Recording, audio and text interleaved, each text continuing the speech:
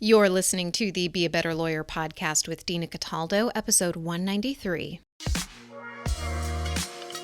So how do high-achieving lawyers break through generations of being taught that we have to grind ourselves into the ground to get results for clients, build a successful business, and create a life we love?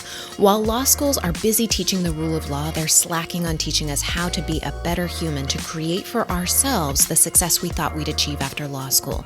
This podcast bridges the gap between law school and life. Hello, how are you today? So we're going to do some deep work today. How does that sound? You ready? Come on, let's do it. It'll be fun. I promise. I mean, it'll be uncomfortable, but it'll be fun. So I want to tell you this is going to be a really good episode today. This episode is gold and it's going to be a three-parter. This is some of the most important work that any of us will do, in my opinion, to grow ourselves, to take ourselves to where we didn't think was possible.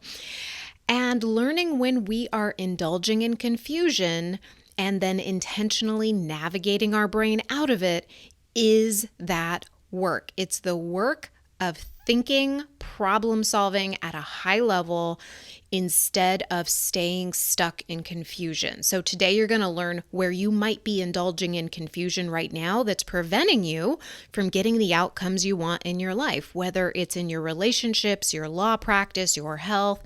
I'm going to give you the mindset tools to do this work on your own and create a process for getting the results you want over the course of the next few episodes. So be sure you're subscribed in your app where you're listening to this so you don't miss any of them. They all go together. If you are one of my clients listening to these episodes, do the work in these episodes, applying it to what you are working on right now. And then when you come to me, I'm going to help you with your high-level work. Okay, so come to me in your next session with your work. Now, in next week's episode, I am going to talk to you about creating the process you need to refocus your brain on what's going to get you closer to the outcome you want. And in the episode after that, I'm going to talk to you about resisting the process because, of course, once we get this all down on paper, our brain is going to say, yeah, that's nice, but that sounds hard. So I want you to know that is a natural part of the process and to expect it and what to do when that happens. I've got you covered here, okay? What is indulging in confusion? It's just like it sounds. It's the brain staying in a confused state. Our brain likes to be confused. Indulging in confusion is not taking the next step to get out of confusion. It's staying stuck. And now you have an awareness of it, and you are not going to be able to just look at it and walk away. You're going to look at it and you're going to say, oh, my brain is not doing what I want it to do. It's doing what it thinks it needs to do to survive because it's saving energy. Our brain likes to be confused. It feels easy. Confusion is easy. It takes way less energy to be confused than knowing what you want and going after it 100%. It takes a lot less energy than problem solving for what's happening in your life. There is zero risk when we feel confused because if we're confused, we don't have to take any action towards any outcome. Action's hard. It takes energy. You will know if you're in confusion when you say anything that sounds vague. And I'm going to get to some examples of this. I do it too. So it's not like it goes away. We just have to notice it and be like, oh, my brain is just lazy today. It doesn't want to problem solve. So just notice, and it's okay. When you notice this, that is your cue to question whether you are indulging in confusion or whether or not you're stopping to problem solve. And of course, we're going to talk more about this in the next couple episodes. You're going to have the tools you need. What I want you to focus on right now is just noticing when you are indulging in confusion. If I hear any of the things that I'm going to tell you right now in a client call, or if I see myself writing anything like these down in my journal, I know that my brain or their brain wants to indulge in confusion. So here's a list. Tell me if you've ever thought any of these. I know you have. It's a trick question. I don't know. I don't know where to start. I don't know what to do. I don't know what I should charge. I had a client tell me that she did not know what to charge for a flat rate service. She was indulging in confusion, and instead of deciding on a rate and selling herself on why it was worth that, her brain wanted to stay stuck in I don't know. Other thoughts: this could be better. I could be better. I saw myself thinking this the other day. It took me 10 minutes of journaling on a topic, and then this one came out of my pen, and I was like, what? I really had this thought, like, I could be better. Then I got into problem solving mode because I saw that my brain wanted to indulge in confusion and tell me I wasn't good enough because that was the easy way out. Okay, confusion, always easier than problem solving. Other thoughts: they could be better. I should do more. I should be able to fill in the blank. I should be further along. I mean, you kind of get the drift here, right? Anytime you're unsure, anytime you feel doubt, this is a time to pay attention. Check in with yourself. Are you having a thought that is confused? Are you indulging in that confusion, or are you starting to problem solve for it? Let me show you examples of where indulging in confusion might show up in your life. I don't do enough to make the money I want. That's a thought, right? It might even feel true. My relationship should or could be better. I should or could be a better lawyer. I mean, these thoughts we have in our brain, they just pop up sometimes, and we think 100% they're true. If you think these, you might have practiced these thoughts a lot, so they probably feel really true to you. That's all a belief is. It's a thought we've practiced over and over until it feels true. It becomes our reality. The brain stops at this point, and instead of taking impactful actions, problem solving, doing the work that's going to count and change things in your life, it does the easy work of blaming ourselves for not working hard enough, blaming our partner for not doing the things we think they should be doing, and telling ourselves that we're horrible people. Those are so much easier, right? It sounds kind of silly, right? But it's easier for our brain to point the finger than it is to look inside of ourselves and ask ourselves the hard questions that require us to get out of indulging in confusion and into problem-solving mode to get the outcomes that we want. And this is where thought work comes in. Thought work, mindset work, coaching, whatever you want to call it, focuses on how we process the thoughts in our mind to get the result that we want for ourselves.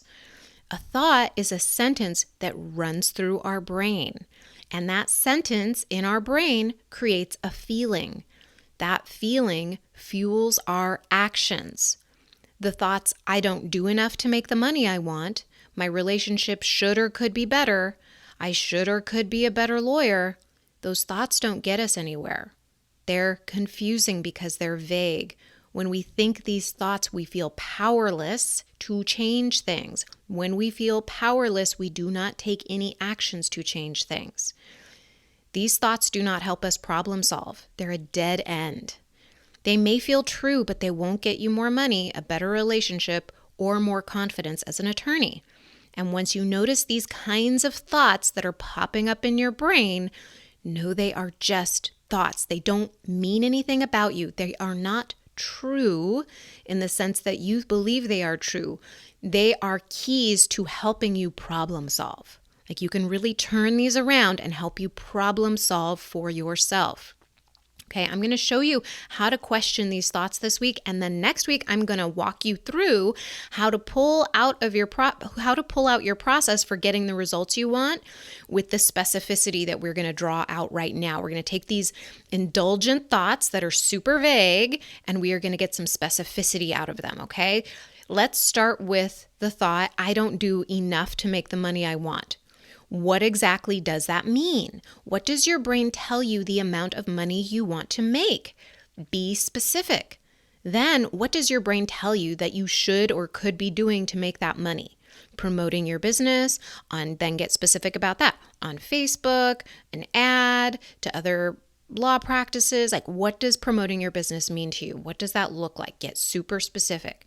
Speaking to more people at events. What events? What do you think you should be doing? Where do you think you should be going?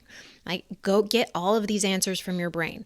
Should you be writing a guest blog, starting a podcast, contacting attorneys in your area to let them know about your services, working more hours, raising your rates, starting a side hustle, investing in real estate? What is your brain telling you about how to make money, what you should be doing, right? We have the best answers inside our brain. Like, I'm not saying that these are all the things that you're going to do. Next week, we're going to start culling these. We're going to start really focusing on whether or not these thoughts are true that your brain is coming up with right now. But when you do that and you begin culling these, you begin focusing your brain on the most impactful actions that you can take, you are creating your process. So don't worry about doing any of these things right now. You just want to see what your brain is telling you. Okay, write down everything your brain says and that you should be doing. Okay, and then next week, we're going to look at the process and we're going to use this information to do that. Okay, let's do one more of these. I'm going to save the third example for next week, so that way we have a nice recap of this. So the second thought was, like, if your brain's telling you that your relationship could be better, what exactly does that mean? Does that mean more sex? If so, how many times a week, right? Like, get specific. More communication. What does that mean exactly? Who initiates? What do you talk about? What about more time with your partner? What does that mean specifically if you're thinking that? Does that mean vacations? How many a year? How long are your vacations? Where do you go? Do you have date nights? When do you want those date nights? Like, how long? Like, really start to ask yourself, what does that mean to you? What else does that mean? What is your brain telling you would make your relationship better? Right? What does better mean to you? Okay. Now, all I want you to do this week is notice when you're indulging in confusion. Then ask your brain to get specific about what that vague thought hints to you. It won't want to do this, okay? It knows that if it gets specific, that there's probably going to be work on the other side of this, and it's 100% right, because you're going to see things you didn't see before, and when you see it, then you either do something about it or you settle for what you have. You get to choose. Now, if you're going to be uncomfortable either way, my belief is that it's better to be uncomfortable and get what you want than settle and feel uncomfortable in my own skin. So, I mean, it's up to you. But when I have people coming to me and they're saying things could be better for them, they usually do it because they want things to be better for them. And so when we start getting specific about this, then that's when we can start problem solving. Okay, so find me on Instagram this week at Dina.Cataldo and let me know where your brain is indulging in confusion. I can address it in the next episodes. All right, so feel free to ask me any questions you have. I will keep you anonymous, and I guarantee you that you're not the only one who has them. Message me, tell me where you're noticing that your brain tells you something vague, like it could be better. I can help you and I can help other people by putting it in the next couple episodes. So how do you know it's vague? Like, just a reminder, it's a dead-end thought. So if you're thinking, I don't do enough to make the money I want, what does that even mean? What does enough mean? How much money do you want? This year, next year, 3 years from now?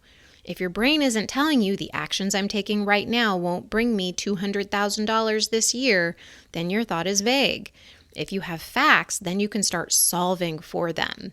Next week, we're going to talk about creating the process to problem solve for yourself to achieve the outcome you want. So if you're thinking any of those vague thoughts, you can get specific. And from that specificity, make a game plan to implement to get what you want, whether it's more money, better relationship, more confidence, whatever it is, okay? And if you're ready to get help with this and do the high level work that I do with my clients, like taking all of this and really working on it week after week so that you are taking proactive steps, problem solving for yourself every single week, you can book a call at dinacataldo.com/strategy session.